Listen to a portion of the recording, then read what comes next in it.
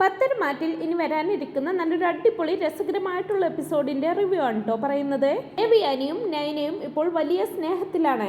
നയനയെ ഏത് രീതിയിലൊക്കെ പരിചരിച്ചാലാണ് താൻ ചെയ്തു പോയ തെറ്റുകൾക്കൊക്കെ പ്രായശ്ചിത്തമാകും എന്നുള്ള ഒരു ചിന്തയിലായിരിക്കും ദേവയാനി. എന്നാൽ മറ്റുള്ളവരുടെ മുമ്പിൽ വെച്ച് നയനയെ സ്നേഹിക്കുവാനും പരിചരിക്കുവാനൊന്നും ദേവയാനിക്ക് കഴിയുന്നില്ല. ഇതിന് പ്രധാന കാരണം അനന്തപുരിയിലെ പലരുടെയും കള്ളത്തരങ്ങളും നാടകങ്ങളും ഒക്കെ പൊളിച്ചെടുക്കാനുള്ള കാത്തിരിപ്പിലായിരിക്കും ദേവയാനി. അതിനുവേണ്ടി തന്നെ ദേവയാനി കാര്യങ്ങളൊക്കെ പഴയ രീതിയിൽ തന്നെ മുമ്പോട്ട് പോകട്ടെ എന്നുള്ളൊരു തീരുമാനമെടുക്കുകയാണ്. അതിനിടയിൽ അനാമികയുടെയും ജലജയുടെയും ജാനകിയുടെയും ഒക്കെ ഓരോരോ സംസാരങ്ങളും നിലപാടുകളും ഒപ്പം അവരുടെയൊക്കെ പെരുമാറ്റങ്ങളും ആരും അറിയാതെ സൂക്ഷ്മമായി ദേവയാനി നിരീക്ഷിച്ചു കൊണ്ടിരിക്കുകയാണ്. അതിലൊക്കെ വളരെ വ്യക്തമായിട്ടുള്ള ഒരു സംശയം ദേവയാനിക്ക് അനാമികയുടെ മേൽ ഉണ്ടാവുന്നുണ്ട്. അതിന് കാരണം താൻ ഗർഭിണിയാണെന്നും പറഞ്ഞ് അനന്തപുരിയിലെ എല്ലാവരെയും അനാമിക കുറച്ച് നാളായി കബളിപ്പിച്ചു കൊണ്ടിരിക്കുകയാണ്. എന്നാൽ അത് കാപട്യമാണോ എന്നുള്ള ഒരു സംശയം ദേവയാനിയുടെ മനസ്സിൽ സജീവമായിട്ട് വന്നു വീണിട്ടുണ്ട്. ഇതിന് കാരണം ഒരു സ്ത്രീക്ക് ഗർഭാവസ്ഥയിൽ ഉണ്ടാകുന്ന ശാരീരികവും മാനസികവുമായിട്ടുള്ള ഒരു മാറ്റങ്ങളും അനാമികയിൽ കാണുന്നില്ല. ഭക്ഷണം കഴിക്കുന്ന കാര്യത്തിലാണെങ്കിലും അതുപോലെ തന്നെ ശാരീരികമായിട്ടുള്ള മാറ്റങ്ങളും യാതൊരു മാറ്റവും അനാമികയിൽ സംഭവിച്ചിട്ടില്ല. ഇങ്ങനെ ഒരു ചെറിയ സംശയം വീണതു മുതൽ ദേവയാനി അനാമികയെ നിരീക്ഷിച്ചുകൊണ്ട് അവളുടെ പിന്നാലെ തന്നെയായിരിക്കും. അനാമികയാകട്ടെ ഇതൊന്നും അറിയുന്നുമില്ല. കുറച്ച് നാളുകൾക്ക് മുമ്പ് നവ്യ ഇതുപോലൊരു നാടകം അനന്തപുരിയിൽ നടത്തിയതും ദേവയാനിയുടെ മനസ്സിലുണ്ട്. അതുകൊണ്ട് തന്നെ ദേവയാനി മനസ്സിൽ ഉറപ്പിക്കുകയാണ് അനാമികയോട് ഇക്കാര്യത്തെക്കുറിച്ച് സംസാരിക്കണമെന്ന്. ഈ കള്ളം എങ്ങനെയെങ്കിലും പുറത്തു കൊണ്ടുവരണം. അതിന് പറ്റിയ ഒരു വഴി ഒരു മെഡിക്കൽ ചെക്കപ്പ് നടത്തുക എന്നത് തന്നെയാണ്. വളരെ നയത്തിൽ ആദ്യം അനാമികയോട് കാര്യങ്ങളെല്ലാം ചോദിച്ച് മനസ്സിലാക്കണം. അനാമിക കള്ളം പറഞ്ഞു ഒഴിവാക്കുകയാണെങ്കിൽ എത്രയും പെട്ടെന്ന് സ്കാൻ ചെയ്തതിന്റെ റിപ്പോർട്ട് കൊണ്ടുവരാൻ പറയണം. അതുമല്ലെങ്കിൽ ഇതിനോടകം ഏതെങ്കിലും ഡോക്ടറെ കാണിച്ചിട്ടുണ്ടെങ്കിൽ ആ ഡോക്ടർ ഏതാണെന്ന് ചോദിച്ച് മനസ്സിലാക്കുകയും വേണം. അവിടെയും അവൾ കള്ളമാണ് പറയുന്നതെങ്കിൽ സകലരുടെയും മുമ്പിൽ അനാമികയുടെ കള്ളക്കളി തുറന്നു കാട്ടുകയും തുടർന്ന് അനന്തപുരി തറവാട്ടിൽ നിന്നും അച്ഛന്റെ സമ്മതത്തോടു കൂടി അവളെ പുറത്താക്കുകയും ഒക്കെ ചെയ്യണമെന്നുള്ള ഒരു തീരുമാനത്തിലെത്തുകയാണ് ദേവയാനി. പക്ഷേ ദേവയാനി അനാമികയുടെ മേൽ തനിക്ക് തോന്നിയ ഈ സംശയം നയന അടക്കം ആരോടും പങ്കുവെക്കാതെ മനസ്സിൽ തന്നെ സൂക്ഷിച്ചു വെച്ചിരിക്കുകയാണ്. ചുരുക്കത്തിൽ പറഞ്ഞാൽ അനന്തപുരിയിലെ അനാമികയുടെ നാളുകൾ എണ്ണപ്പെട്ട് കഴിഞ്ഞിരിക്കുന്നു.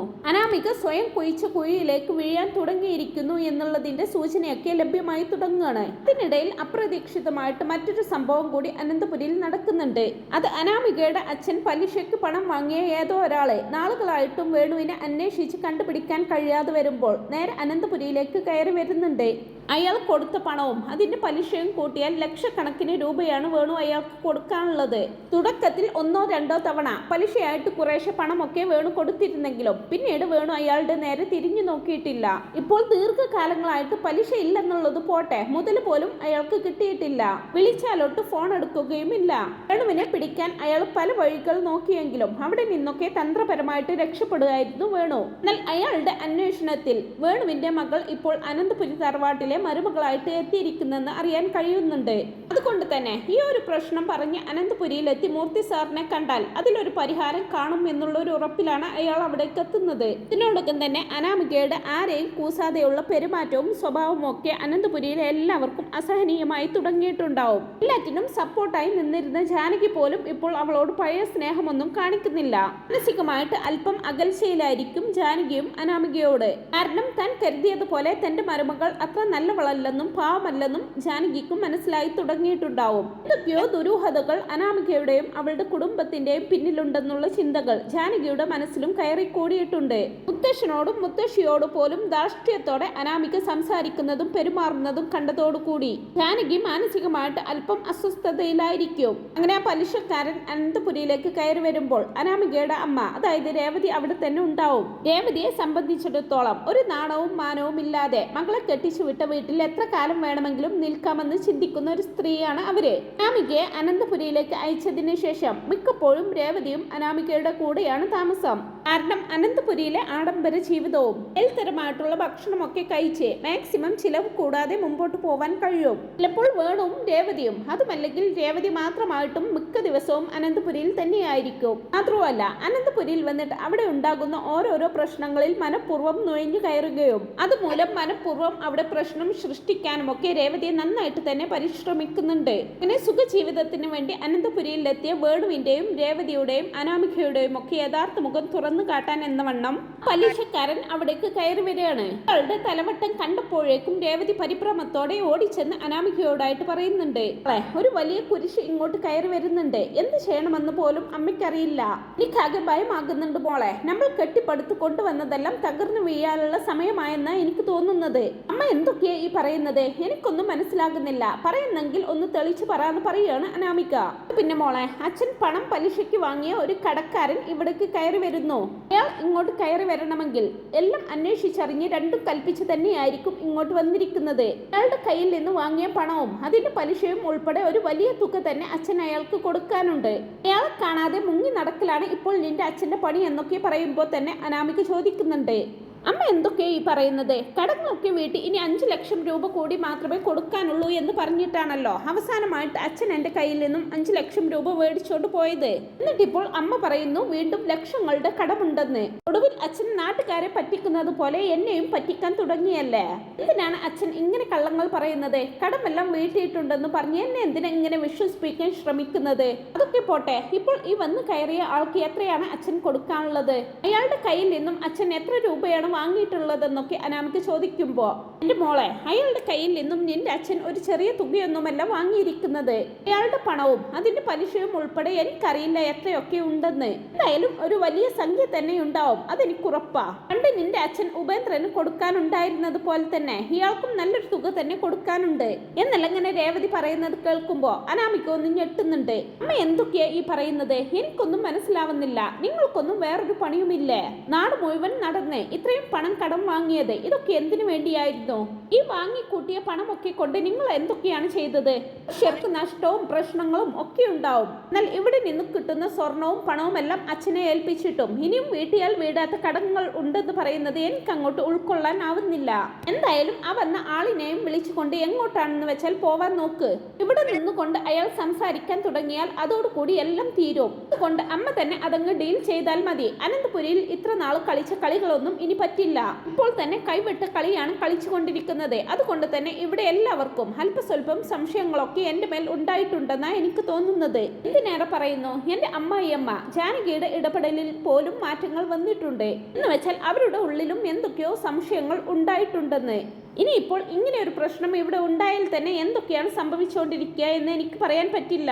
അനന്തപുരിയിൽ നിന്ന് എങ്ങനെയെങ്കിലും എന്നെ കെട്ടിക്കാൻ വേണ്ടിയാണ് പലരും കാത്തിരിക്കുന്നത്. അവരുടെയൊക്കെ മുമ്പിൽ പിടിച്ചു നിൽക്കാൻ വേണ്ടി പലതരത്തിലുള്ള അടവുകളാണ് ഞാൻ പയറ്റിക്കൊണ്ടിരിക്കുന്നത്. അപ്പോഴാണ് അടിവേര് പറിക്കുന്നത് പോലെ അമ്മയും അച്ഛനും കൂടി ഇത്തരം നെറികേടുകളൊക്കെ കാണിച്ചു കൂട്ടുന്നത്. അനാമിക അങ്ങനെയൊക്കെ പറഞ്ഞുകൊണ്ടിരിക്കുമ്പോഴേക്കും പലിശക്കാരൻ വാതിൽക്കൽ എത്തിക്കഴിഞ്ഞു. ദേ അമ്മേ, അയാൾ കയറി വരുന്നു, എങ്ങനെയെങ്കിലും അയാളെ തടഞ്ഞു നിർത്തുന്നൊക്കെ പറയുമ്പോ പെട്ടെന്ന് തന്നെ രേവതി അയാളുടെ അരികിലേക്ക് ഓടിച്ചെല്ലുകയാണ്. രേവതി വിളറിയ ചിരിയോടുകൂടി അയാളോട് പറയുന്നുണ്ട്, അയ്യോ താങ്കൾ എന്തിനാ ഇപ്പൊ ഇങ്ങോട്ട് വന്നത്? ചെയ്ത് ഇവിടെ ഉള്ളവരുടെ മുമ്പിൽ ഞങ്ങളെ നാണം കെടുത്തരുത്. ഞാൻ വേണുവേട്ടനോട് പറഞ്ഞോളാം അങ്ങോട്ട് വന്ന് കാര്യങ്ങളൊക്കെ സംസാരിക്കാൻ. എല്ലാ കാര്യങ്ങൾക്കും എത്രയും പെട്ടെന്ന് തന്നെ ഞങ്ങൾ പരിഹാരം കണ്ടോളാം. അനന്തപുരിയിലേക്ക് മോളെ വിവാഹം കഴിപ്പിച്ച് അയച്ചതിന് ശേഷം പതിയെ പതിയെ പല ബാധ്യതകളും ഞങ്ങൾ തീർത്തുകൊണ്ടിരിക്കുകയാണ്. അതുകൊണ്ട് തീർച്ചയായും വാങ്ങിയ പണവും അതിന്റെ പലിശയും ഞങ്ങൾ തന്നിരിക്കും. അതല്ല മനഃപൂർവ്വം ഇവിടെ പ്രശ്നങ്ങൾ സൃഷ്ടിക്കുകയാണെങ്കിൽ അത് ഞങ്ങളുടെ മകളുടെ ജീവിതത്തെ ആയിരിക്കും ബാധിക്കുക. കൊണ്ട് ദയവ് ചെയ്ത് ഉപദ്രവിക്കരുതെന്നൊക്കെ രേവതി പറയുന്നത് കേട്ട് ആ പലിശക്കാരൻ പറയുകയാണ്, ഈ കുടുംബത്തിന് പറ്റിയ ഏറ്റവും വലിയൊരു അബദ്ധമാണ് നിങ്ങളുടെ മകളെ വിവാഹം കഴിച്ച് ഇങ്ങോട്ട് കൊണ്ടുവരുന്നത്. ഈ അനന്തപുരി തറവാടിന്റെ വാതിൽക്കൽ വന്ന് ഇതിന്റെ അകത്തേക്ക് എത്തി നോക്കാനുള്ള യോഗ്യത പോലും നിങ്ങൾക്കോ നിങ്ങളുടെ മകൾക്കോ ഇല്ല. അങ്ങനെയുള്ള ഒരു കുടുംബക്കാരെ മൊത്തം കബളിപ്പിച്ചിട്ടാണ് നിങ്ങൾ നിങ്ങളുടെ മകളെ ഇങ്ങോട്ട് അയച്ചിരിക്കുന്നത് എല്ലാം അയാൾ പറയുമ്പോ രേവതി ഉടനെ തന്നെ അയാളുടെ മുമ്പിൽ കൈ കൂപ്പിക്കൊണ്ട് കണ്ണുകളോട് കൂടി പറയുകയാണ്, പ്ലീസ് ഉപദ്രവിക്കരുത്. ഞാനൊരു 2 ദിവസത്തിനകം എങ്ങനെയെങ്കിലും വേണുവേട്ടനോട് പറഞ്ഞ് നിങ്ങളുടെ പണം കൊണ്ടുതരാം. അവസാനമായിട്ട് ഞങ്ങൾക്ക് ഒരു 2 ദിവസത്തെ സമയം കൂടി അനുവദിച്ചു തരണം. അപ്പോൾ ദയവ് ചെയ്ത് നിങ്ങൾ മടങ്ങിപ്പോകണം. ഇവിടെ ഒരു പ്രശ്നം ഉണ്ടാക്കരുത്. നിങ്ങളോട് അല്പമെങ്കിലും ദയ കാണിക്കണം. തൽക്കാലം ഈ വീട്ടിലുള്ള മറ്റാരും ഇതറിയരുത് എന്നെല്ലാം രേവതി പറയുമ്പോൾ അയാൾ ഉടനെ തന്നെ പറയാണ്, പറ്റില്ല. 2 ദിവസം പോയിട്ട് 2 മണിക്കൂർ പോലും ഞാൻ നിങ്ങൾക്കിനി അനുവദിച്ചു തരില്ല. ഞാനിപ്പോൾ ഇവിടേക്ക് വന്നത് നിങ്ങൾ ഇവിടെ ഉണ്ടെന്ന് അറിഞ്ഞുകൊണ്ടല്ല. എനിക്ക് കാണേണ്ടത് ഇവിടുത്തെ മൂർത്തി സാറിനെയാണ്. കാരണം ഞാൻ നിങ്ങളോടും നിങ്ങളുടെ ഭർത്താവിനോടും സംസാരിക്കാനുള്ളതെല്ലാം സംസാരിച്ചു കഴിഞ്ഞു. അതുകൊണ്ട് മൂർത്തി സാറിനെ കണ്ട് കാര്യങ്ങൾ പറയാം. അദ്ദേഹം തീരുമാനമെടുക്കട്ടെ എന്ത് വേണമെന്ന്. ഇതിനു വേണ്ടിയിട്ടാണ് ഞാൻ ഇവിടേക്ക് വന്നത്. എന്തായാലും ഒരു കാര്യം ഉറപ്പാണ്, നാട്ടുകാരും വീട്ടുകാരുമെല്ലാം ഒരുപാട് ബഹുമാനത്തോടെ കാണുന്ന ഒരു വ്യക്തിയാണ് മൂർത്തി സാറ്. ഈ വീട്ടിലെ ഒരു വ്യക്തിയെ കുറിച്ച് പോലും പൊതുസമൂഹത്തിൽ ജനങ്ങൾക്കിടയിൽ മോശമായിട്ടുള്ള ഒരു അഭിപ്രായം ഇതുവരെ ഇല്ല. കൊണ്ട് ഇനി എനിക്കാകെയുള്ള ഒരു പ്രതീക്ഷ മൂർത്തി സാർ മാത്രമാണ്. അതേസമയം തന്നെ ഇവരുടെ ഈ സംസാരമെല്ലാം കേട്ടുകൊണ്ട് ദേവയാനി അവിടേക്ക് വരുന്നുണ്ട് കേട്ടോ. ഉടനെ തന്നെ ദേവയാനി ചോദിക്കുകയാണ്, എന്താ രേവതി, എന്താ പറ്റിയത്, എന്താ ഇവിടുത്തെ പ്രശ്നം, ഇയാൾ ആരാണെന്നൊക്കെ ചോദിക്കുമ്പോ രേവതി പറയാണ്, ഏയ് ഒരു പ്രശ്നവുമില്ല ദേവേച്ചി, ഞങ്ങൾ ഇവിടെ ഒരു വിഷയം സംസാരിക്കുകയായിരുന്നെന്നൊക്കെ പറയുമ്പോ ഒരു വിഷയം സംസാരിക്കുകയായിരുന്നെന്നോ, ഒരു വിഷയം സംസാരിക്കാൻ വേണ്ടി ഇവിടേക്ക് കയറി വന്ന് ഇയാൾ ആരാണെന്നാണ് ഞാൻ ചോദിക്കുന്നത്. ഇദ്ദേഹം നിങ്ങളുടെ ബന്ധുവോ മറ്റോ ആണോ? ഞാൻ ഇതുവരെ ഏതൊരു ചടങ്ങുകൾക്കും ഇദ്ദേഹത്തെ കണ്ടിട്ടില്ലല്ലോ. രേവതി എന്ത് പറയണമെന്നറിയാതെ നിൽക്കുമ്പോ ദേവിയാനി ചോദിച്ചതിന് മറുപടി ആ പലിശക്കാരൻ തന്നെ പറയുന്നുണ്ട്. മാഡം ചോദിച്ചതിനുള്ള ഉത്തരം ഞാൻ പറയാം. ഞാൻ ഇവരുടെ ആരുമല്ല, ഞങ്ങൾ തമ്മിൽ യാതൊരു ബന്ധവുമില്ല. ഞാനൊരു ഫിനാൻസ് കമ്പനി നടത്തുന്ന ആളാണ്. എന്റെ കയ്യിൽ നിന്നും കുറച്ചേറെ പണം ഇവരുടെ ഭർത്താവ്, അതായത് ഈ നിൽക്കുന്ന കുട്ടിയുടെ അച്ഛൻ വാങ്ങിയിട്ടുണ്ട്.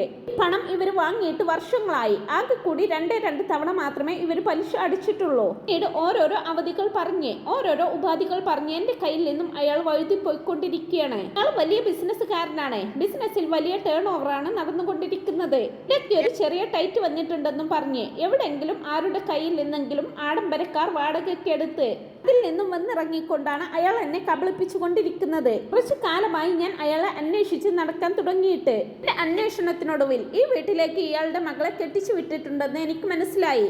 അതുകൊണ്ടാണ് ഞാൻ ഇവിടേക്ക് വന്നതെന്നൊക്കെ അയാൾ പറയുമ്പോൾ ഉടനെ തന്നെ ദേവയാനി ചോദിക്കുകയാണ്, ഞാൻ എന്തൊക്കെയാണ് ഈ കേൾക്കുന്നത് രേവതി? ഇയാൾ പറയുന്നതൊക്കെ സത്യമാണോ എന്ന് ചോദിക്കുമ്പോൾ അത് പിന്നെ ദേവേച്ചി, ഇടക്കാലത്ത് വേണുവേട്ടന് ബിസിനസ്സിൽ ചെറിയൊരു നഷ്ടം വന്നപ്പോൾ ഇയാളുടെ കയ്യിൽ നിന്നും കുറച്ച് പണം കടം വാങ്ങേണ്ടി വന്നു. പക്ഷെ പ്രതീക്ഷിച്ചതുപോലെ കാര്യങ്ങളൊന്നും നടന്നില്ല. അതിന്റെ ഒരു ചെറിയ ടൈറ്റാണ് ഇപ്പോഴുള്ളത്. രേവതി ഇത്രയും പറഞ്ഞപ്പോഴേക്കും പലിശക്കാരൻ ഇടയിൽ കയറി പറയുന്നുണ്ട്, എന്റെ പൊന്നു മാഡം, ഇതൊന്നും വിശ്വസിച്ചേക്കല്ലേ. ഇവരുടെ സ്ഥിരം പരിപാടിയാണ് ഇത്. എന്നോട് മാത്രമല്ല, ആ നാട്ടിലെ ചെറുതും വലുതുമായിട്ടുള്ള പല ആൾക്കാരോടും ഇവർ കടം വാങ്ങിയിട്ടുണ്ട്. മാഡം ഇത് കേട്ടോ, ഇവർക്ക് ഒരു ബിസിനസ്സുമില്ല, ഒരു കുന്തവുമില്ല. ഇതിനിടയിൽ ഈ കുറഞ്ഞ മാസങ്ങൾ കൊണ്ട് പണം നഷ്ടപ്പെട്ട പലർക്കും അയാൾ പണം തിരിച്ചു കൊടുത്തു എന്ന് അറിയാൻ കഴിഞ്ഞു. പക്ഷെ എന്റെ ക്യാഷ് മാത്രം ഇതുവരെ തിരിച്ചു കിട്ടിയിട്ടില്ല. അതുകൊണ്ട് എനിക്കിനിയും ക്ഷമിക്കാൻ പറ്റില്ല. എന്റെ പണവും പലിശയും കൃത്യമായിട്ട് തിരിച്ചു കിട്ടിയേ പറ്റൂ. അതുമായിട്ടേ ഞാൻ ഇവിടെ നിന്ന് തിരിച്ചു പോകൂ. എന്തായാലും ഇവരുടെ മകൾ ഇപ്പോൾ ഈ വീട്ടിലെ ഒരു അംഗമാണല്ലോ. കൊണ്ട് തന്നെ ഈ വീട്ടിലെ ആൾക്കാർ ഇതിനൊരു തീരുമാനമുണ്ടാക്കണം. അതെ, ഞാൻ ഇവിടെ നിന്ന് പോകില്ലെന്നൊക്കെ പറയാണ് അയാളെ. ഇതിനിടയിൽ ഇവരുടെ സംസാരം കേട്ട് ആദർശും അവിടേക്ക് വരുന്നുണ്ട്. ആദർശ് ചോദിക്കുകയാണ്, എന്താണ് ഇവിടെ ഒരു സംസാരം, എന്ത് പറ്റി അമ്മേ, ആരാണ് ഇയാളെന്നൊക്കെ ചോദിക്കുമ്പോ ദേവയാനി ആദർശിനോട് അറിഞ്ഞ കാര്യങ്ങളൊക്കെ പറയുന്നുണ്ട്. എന്നിട്ട് അവരുടെ മുമ്പിൽ ഒരു അഭിനയം കാഴ്ചവെക്കുകയാണ് ദേവയാനി. ആദർശിനോട് പറയുന്നുണ്ട്, മോനെ, ഇയാൾ പറയുന്നതെല്ലാം കേട്ടിട്ട് അതൊന്നും സത്യമാണെന്നൊന്നും എനിക്ക് തോന്നുന്നില്ല. കാരണം അനാമിക മോൾക്കും അവളുടെ അച്ഛനും അമ്മയ്ക്കുമൊന്നും കടം വാങ്ങി ജീവിക്കേണ്ട ഗതികോടൊന്നും ഇതുവരെ വന്നിട്ടില്ല. അവർ കോടീശ്വരന്മാരാണ്. അനന്തപുരി തറവാടിന്റെ ഒപ്പം നിൽക്കാൻ എന്തുകൊണ്ടും യോഗ്യതയുള്ളവരാണ്. അങ്ങനെയുള്ള ആൾക്കാരെ അപകീർത്തിപ്പെടുത്താനാണ് ഇതുപോലെയുള്ള ചില ആൾക്കാരൊക്കെ ബോധപൂർവം ശ്രമിക്കുന്നത് എന്നെല്ലാം ദേവയാനി പറയുമ്പോ ആദർശ് പറയുന്നുണ്ട്, അമ്മേ, ഞാൻ കുറച്ച് നാളുകളായിട്ട് ചില കാര്യങ്ങളൊക്കെ അമ്മയോട് പറയണമെന്ന് വിചാരിക്കുന്നുണ്ട്. അമ്മ ഒന്നും മനസ്സിലാക്കാതെയാണ് ഈ സംസാരിക്കുന്നതെന്ന് ഞാൻ പലപ്പോഴായിട്ട് അമ്മയോട് പറഞ്ഞിട്ടുണ്ടെങ്കിലും അമ്മ അതൊന്നും ചെവിക്കൊള്ളാൻ കൂട്ടാക്കിയിട്ടില്ല. ഇയാൾ പറയുന്നതിൽ സത്യമുണ്ടെന്നാണ് എനിക്ക് തോന്നുന്നത്. കാരണം അനിയുടെ വിവാഹത്തിന്റെ അന്ന് ഇതുപോലെ ഒരു സംഭവം ഉണ്ടായി. അമ്മ ഓർക്കുന്നുണ്ടോ എന്ന് എനിക്കറിയില്ല. മുഹൂർത്ത സമയമായപ്പോൾ വേണുവെങ്കിൽ ആരുടെയോ ഫോൺ വന്നിട്ട് പുറത്തേക്ക് പോയത്. മുഹൂർത്തത്തിന്റെ സമയം തീരാറാകുന്നതും വേണുവെങ്കിളിനെ തിരക്കി ഞാൻ പുറത്തേക്ക് ഇറങ്ങി. അവിടെ ചെന്നപ്പോൾ ഞാൻ കണ്ടത് ഇതുപോലൊരു പലിശക്കാരൻ അങ്കിളിനോട് തർക്കിച്ചുകൊണ്ട് നിൽക്കുന്നതായിരുന്നു. ഒടുവിൽ അയാൾക്ക് പണം മടക്കി കൊടുക്കാമെന്ന് ഉറപ്പ് കൊടുത്തിട്ടാണ് അയാൾ അന്ന് അവിടെ നിന്ന് തിരിച്ചു പോയത്. ഇവിടെ പലപ്പോഴും പല പ്രശ്നങ്ങൾ നടക്കുന്ന സമയത്ത് ഞാൻ ഇതൊക്കെ അമ്മയെ ബോധിപ്പിക്കാൻ ശ്രമിച്ചിട്ടുണ്ട്. പക്ഷെ അതൊന്നും കേൾക്കാൻ അമ്മ കൂട്ടാക്കിയിട്ടില്ല. പിന്നെ ഞാനാണെങ്കിൽ ഇതിനെക്കുറിച്ച് സംസാരിക്കാനും വന്നിട്ടില്ല. എന്തായാലും ഇപ്പോൾ ഇയാൾ ഇവിടെ വന്ന സ്ഥിതിക്ക് ഈ പ്രശ്നം ഗൗരവത്തിൽ എടുത്തേ പറ്റൂ. ഈ സംസാരങ്ങളൊക്കെ തുടർന്നുകൊണ്ടിരിക്കുമ്പോഴാണ് കേട്ടോ ജാനകിയും ജലജയും പിന്നാലെ മുത്തശ്ശനും മുത്തശ്ശിയുമെല്ലാം അവിടേക്ക് വരുന്നത്. എല്ലാം കണ്ട് ദൂരെ മാറി അവിടെ ആകെ വിളറി വെളുത്തതുപോലെ അനാമിക നിൽപ്പുണ്ടാവും. അങ്ങനെ എല്ലാവരിൽ നിന്നും കാര്യങ്ങളൊക്കെ കേട്ട് മനസ്സിലാക്കിയതിനു ശേഷം മൂർത്തി സാർ പറയുകയാണ്, എന്തായാലും ഇന്ന് ഈ അനന്തപുരി തറവാട്ടിലെ മരുമകളാണല്ലോ അനാമിക. അതുകൊണ്ട് തന്നെ ഇങ്ങനെയുള്ള പ്രശ്നങ്ങൾ നടക്കുന്നത് നമ്മുടെ കുടുംബത്തെ കൂടി ബാധിക്കും. അതുകൊണ്ട് ഈ ഒരു പ്രശ്നത്തിന് പരിഹാരം ഉണ്ടാക്കിയേ പറ്റൂ ആദർശേ. പെട്ടെന്ന് തന്നെ ദേവയാനി മുത്തശ്ശനോടായിട്ട് ചോദിക്കുകയാണ്, അല്ല എന്ത് പരിഹാരമാണ് അച്ഛൻ ഉദ്ദേശിക്കുന്നത്? അച്ഛൻ ഇയാൾ പറഞ്ഞ പണം എടുത്തു കൊടുക്കാൻ വേണ്ടി പോവുകയാണോ? അതിന്റെ ആവശ്യമൊന്നും ഈ അനന്തപുരിക്കാർക്കില്ല അച്ഛാ. പിന്നെ പണം കടം വാങ്ങിയത് അനാമികയല്ലല്ലോ, അവളുടെ അച്ഛനല്ലേ. കടം വാങ്ങിയ ആൾക്ക് അത് മടക്കി കൊടുക്കാനുള്ള പ്രാപ്തി ഉള്ളത് കൊണ്ടല്ലേ കടം വാങ്ങുന്നത്. എന്നല്ലെങ്കിൽ നാളെ അനാമികയുടെ അച്ഛൻ ആ പണം മടക്കി കൊടുത്തോളും. ഇതിൽ നമ്മൾ ഇടപെടേണ്ട ആവശ്യമൊന്നുമില്ലെന്നൊക്കെ പറയുകയാണ് ദേവയാനി. എന്നാൽ ഇതെല്ലാം കേട്ടുകൊണ്ട് നിന്ന് നയനയുടെ മനസ്സ് അലിയുന്നുണ്ട്. നയന പെട്ടെന്ന് തന്നെ ദേവയാനിയോടായിട്ട് പറയുന്നുണ്ട്, പറയരുതമ്മേ, എത്രയൊക്കെ ആയാലും അനാമിക ഇന്ന് ഈ വീട്ടിലെ കുട്ടിയല്ലേ. എന്നെ പോലെ തന്നെ അവളും ഈ വീട്ടിലെ മരുമകൾ തന്നെയാണ്. അവർക്ക് എന്തെങ്കിലും തരത്തിലുള്ള സാമ്പത്തിക ബുദ്ധിമുട്ടുകൾ വന്നിട്ടുണ്ടാവാം. അതുകൊണ്ടായിരിക്കാം പണം മടക്കി കൊടുക്കാൻ കഴിയാതെ വന്നത്. ആ ഒരു പ്രശ്നവുമായിട്ട് ഒരാൾ ഇവിടേക്ക് വരുമ്പോൾ അത് നമ്മൾ കണ്ടില്ലെന്ന് നടിക്കാൻ പാടില്ലല്ലോ. അതിനൊരു പരിഹാരം നമ്മൾ കാണേണ്ടതല്ലേ. നമ്മളല്ലാതെ പിന്നെ മറ്റാരാ അവരെ സഹായിക്കാനുള്ളത്? കേൾക്കുന്ന മുത്തശ്ശി ഉടനെ തന്നെ നയനയോടായിട്ട് പറയുന്നുണ്ട്, മോളെ നയന, നീ ഇങ്ങനെയൊക്കെ സംസാരിക്കുന്നതിന്റെ പ്രധാന കാരണം മോളുടെ മനസ്സിന്റെ നന്മ ഒന്നുകൊണ്ട് മാത്രമാണ്. പക്ഷെ മോളുടെ മനസ്സിന്റെ നന്മ ഇവിടെ മറ്റാർക്കുമില്ല. ഇവിടെയുള്ള ആൾക്കാരുടെ പലരുടെയും മനസ്സ് ഇതുപോലെ നന്മയുള്ളത് തന്നെയാണ്. എന്നാൽ അതിനെയൊക്കെ കൃത്യമായിട്ട് മുതലെടുക്കാൻ അറിയാവുന്ന ആൾക്കാരും ഇവിടെ ഉണ്ട്. അതുകൊണ്ട് തൽക്കാലം മോള് അഭിപ്രായം പറയണ്ട, ഞാൻ എന്റെ തീരുമാനം പറയാം. അനന്തപുരിയിൽ ഇത്രയും കാലം എല്ലാം തീരുമാനിച്ചിട്ടുള്ളത് ഇദ്ദേഹമാണ്. ഇദ്ദേഹം പറഞ്ഞിട്ടുള്ള ഓരോ തീരുമാനങ്ങളിലും എന്റെയും ഇഷ്ടവും അഭിപ്രായങ്ങളും ഒക്കെ ഉണ്ടാവും. എന്റെ അഭിപ്രായം ചോദിക്കാതെ ഒരു തീരുമാനവും ഇദ്ദേഹം ഇത്ര നാളായിട്ടും എടുത്തിട്ടില്ല. അതുകൊണ്ട് തന്നെ ഞാൻ ഇപ്പോൾ അദ്ദേഹത്തിന്റെ മുമ്പിൽ നിന്നുകൊണ്ട് എന്റെ ഒരു തീരുമാനം പറയുകയാണ്. വേണു ഇയാളുടെ കയ്യിൽ നിന്നും പണം വാങ്ങിയിട്ടുണ്ടെങ്കിൽ അത് മടക്കി കൊടുക്കേണ്ടതും വേണു തന്നെയാണ്, അല്ലാതെ അനന്തപുരിക്കാരല്ല. അനന്തപുരിക്കാർക്ക് ഇതുമായിട്ട് യാതൊരു ബന്ധവുമില്ല. അതുകൊണ്ട് താങ്കളുടെ പണം നഷ്ടപ്പെട്ടിട്ടുണ്ടെങ്കിൽ അത് വാങ്ങിച്ചെടുക്കാൻ പല മാർഗങ്ങളും സ്വീകരിക്കാം. ഇതിൽ പ്രധാനമായിട്ടുള്ളത് നിയമപരമായിട്ട് പോവുക എന്നത് തന്നെയാണ്. താങ്കൾ തൽക്കാലം പോലീസ് സ്റ്റേഷനിൽ പോയി ഒരു പരാതി കൊടുക്കൂ, നിങ്ങൾക്ക് നഷ്ടപ്പെട്ടു പോയ പണം തിരികെ കിട്ടാൻ വേണ്ടി.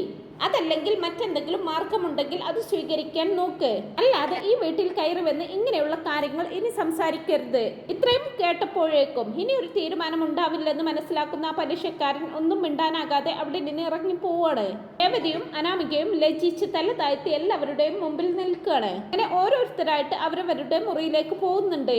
അപ്പോൾ നവ്യ പതിയെ അനാമികയുടെ മുമ്പിൽ ചെന്നിട്ട് ചോദിക്കുകയാണ്, ആണമില്ലല്ലോടി നിനക്കൊന്നും? എന്തൊരു അഭിനയമായിരുന്നു, എന്തൊരു അഹങ്കാരമായിരുന്നു ഇത്രയും നാളും നിങ്ങൾക്കൊക്കെ. എന്തായാലും എല്ലാം ഒറ്റ നിമിഷം കൊണ്ട് പൊളിച്ചടുക്കപ്പെട്ടല്ലോ. എടി, ഞാനും എന്റെ അനിയത്തിയും ഒക്കെ സാധാരണ കുടുംബത്തിൽ നിന്നും കയറി വന്നതാണ്. ഞങ്ങളുടെ കുടുംബത്തിലും ഒരുപാട് സാമ്പത്തിക ബുദ്ധിമുട്ടുകളൊക്കെ വന്നിട്ടുണ്ട്. നേരാവണ്ണം ഭക്ഷണം പോലും ഇല്ലാത്ത സാഹചര്യങ്ങൾ ഉണ്ടായിട്ടുണ്ട്. അപ്പോൾ പോലും ഇതുപോലെ നാണം കെട്ട പണികൾ എന്റെ അച്ഛനോ അമ്മയോ കാണിച്ചിട്ടില്ല. ഗോവിന്ദൻ പണം കൊടുക്കാനുണ്ടെന്നും പറഞ്ഞ് ഒരുത്തനും അനന്തപുരി തറവാട്ടിൽ കയറി വന്നിട്ടില്ല. ഞങ്ങൾ വഴിയിൽ തടഞ്ഞു നിർത്തി ആരും അപമാനിക്കുകയും ചെയ്തിട്ടില്ല. അതുകൊണ്ട് തന്നെ ഞങ്ങൾ ആരും അനന്തപുരി തറവാട്ടുകാർക്ക് ഇത്തരത്തിലുള്ള ഒരു നാണക്കേടും ഇതുവരെ ഉണ്ടാക്കി വെച്ചിട്ടില്ല. ഇതൊരു അഹങ്കാരമായിരുന്നടി നിനക്ക്. നീ എന്തൊക്കെയായിരുന്നു ഇവിടെ പ്രസംഗിച്ച് നടന്നുകൊണ്ടിരുന്നത്? വലിയ കൊമ്പത്ത് നിന്ന് വന്നതാണെന്നും ശരീരം നിറയെ സ്വർണവും പെട്ടി നിറച്ച് ക്യാഷും ഒരുപാട് ആഡംബര കാറുകളും അങ്ങനെ പലതും ഉണ്ടെന്നൊക്കെയാണല്ലോ നീ വീമ്പിളക്കി നടന്നുകൊണ്ടിരുന്നത്. എടി, കള്ളം പറയുന്നതിനും കുറച്ചൊക്കെ ഉളുപ്പ് വേണം. എടി, ഇനി നീ ഇവിടെ പെരുവിരൽ കുത്തി പൊങ്ങുന്നത് എനിക്കും ഒന്ന് കാണണം. നാണം കെട്ടവളെന്നൊക്കെ പറഞ്ഞുകൊണ്ട് നവ്യയും അവിടെ നിന്നങ്ങ് പോവാണ് കേട്ടോ. തുടർന്ന് കാണിക്കുന്നത് നയന മുത്തശ്ശന്റെയും മുത്തശ്ശിയുടെയും റൂമിൽ ചെന്നിട്ട് ഇരുവരോടും സംസാരിക്കുന്നതാണ്. മുത്തശ്ശ, ഞാനിപ്പോൾ വന്നത് ഒരു കാര്യം സംസാരിക്കാൻ വേണ്ടിയിട്ടാണ്. എത്രയൊക്കെ ആയാലും നമ്മുടെ അനിയുടെ ഭാര്യയല്ലേ അനാമിക. ഈ ഒരു വിഷയത്തിൽ ഈ വീട്ടിൽ ഒരിക്കലും ഒരു പൊട്ടിത്തെറിയും ഉണ്ടാവരുത്. ഒരിക്കലും അനിയുടെ കുടുംബജീവിതം ഇക്കാരണത്താൽ ഇല്ലാതായി തീരുകയും ചെയ്യരുത്. അതുകൊണ്ട് എന്റെ മനസ്സിൽ തോന്നിയ ഒരു കാര്യം ഞാൻ പറഞ്ഞോട്ടെ. ആദർശേട്ടന്റെ അമ്മ എനിക്ക് കുറേയേറെ സ്വർണം തന്നിട്ടുണ്ടല്ലോ.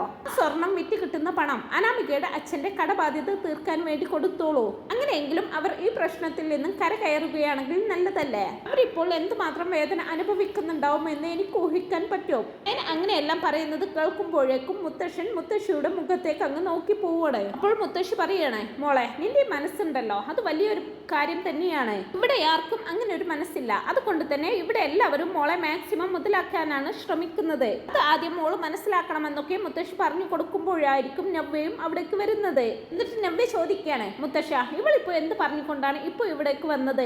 അനാമികയ്ക്ക് വേണ്ടി വക്കാലത്ത് പിടിക്കാനാണോ? ആയിരിക്കുമല്ലേ. എനിക്ക് ഇവളെ നന്നായിട്ട് അറിയാമല്ലോ. അങ്ങനെയാണെങ്കിൽ ഞാനും ഒരു കാര്യം പറയാം മുത്തശ്ശ.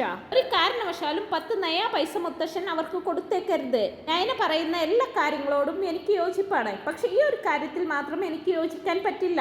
അയാൾ മുമ്പും പിമ്പും നോക്കാതെ കടം വാങ്ങിക്കൂട്ടിയത് എന്തെങ്കിലുമൊക്കെ ഉദ്ദേശത്തോടു കൂടിയായിരിക്കും. ഒന്നും കാണാതെ ഒരാളും അങ്ങനെയൊന്നും ചെയ്യില്ല. അപ്പോൾ ഈ കടമൊക്കെ വീട്ടാനുള്ള മാർഗവും അയാൾക്ക് തന്നെ അറിയാം. അതിന് അനന്തപുരിക്കാർ തലവെച്ച് കൊടുക്കേണ്ടതില്ല. അതുകൊണ്ട് ഇക്കാര്യത്തിൽ ഒരിക്കലും മുത്തശ്ശൻ നയന പറയുന്നത് അംഗീകരിക്കരുതെന്നൊക്കെ പറയുകയാണ് നവ്യ. തുടർന്ന് നവ്യ നയനയോടായിട്ടും പറയുന്നുണ്ട്, എടി നയനെ, നിനക്ക് വേറെ ഒരു പണിയുമില്ലേ? നിനക്കൊന്നും അവരുടെ കയ്യിൽ നിന്ന് എത്ര കിട്ടിയാലും മതിയാകില്ലല്ലോ. അല്ലാത്തൊരു ജന്മം തന്നെ നീ എന്ന് പറഞ്ഞുകൊണ്ട് നവ്യയും അവിടെ നിന്ന് ഇറങ്ങി പോവാണ്. അത് പറഞ്ഞ് നവ്യ അവിടെ നിന്ന് പോകുമ്പോ നയന അത് സങ്കടത്തോടെ ഇങ്ങനെ നോക്കി നിൽക്കുകയാണ്. ഇങ്ങനെ പ്രതിസന്ധികളുടെ വിലങ്ങുകൾ അനാമികയ്ക്കും അവളുടെ അച്ഛനും അമ്മയ്ക്കും നേരെ വന്നുകൊണ്ടിരിക്കുകയാണ്. എല്ലാം വഴി കെട്ടി നിന്ന പ്രതിസന്ധികളും അണപൊട്ടി ഒഴുകി തുടങ്ങി. ഏറ്റവും പ്രധാനപ്പെട്ട തുരുമ്പായ അനന്തപുരി തറവാടും സത്യങ്ങൾ അറിഞ്ഞു തുടങ്ങി. എന്തായിരിക്കും അനാമികയുടെ അടുത്ത നടപടി? അനിയുടെ കുഞ്ഞിനെ ഉദരത്തിൽ വഹിക്കുന്നു എന്ന നാടകവുമായി എത്ര കാലം അനാമികയ്ക്ക് അനന്തപുരിയിൽ പിടിച്ചു നിൽക്കാൻ പറ്റും? ദേവയാനിക്ക് സംശയം തോന്നിയ സ്ഥിതിക്ക് അധികം വൈകാതെ തന്നെ ദേവയാനി അത് പൊളിച്ചടുക്കിയിരിക്കും. അങ്ങനെ സംഭവിക്കാൻ പോകുന്ന നല്ല രസകരമായിട്ടുള്ള മുഹൂർത്തങ്ങൾക്ക് വേണ്ടി നമുക്ക് കാത്തിരിക്കാം. ഈ ഒരു റിവ്യൂ നിങ്ങൾക്ക് ഇഷ്ടപ്പെടുന്നുണ്ടെങ്കിൽ വീഡിയോ ഒന്ന് ലൈക്ക് ചെയ്യാനും ചാനൽ ഒന്ന് സബ്സ്ക്രൈബ് ചെയ്ത് സപ്പോർട്ട് ചെയ്യാനും മറക്കല്ലേ friends. Thanks for watching my video.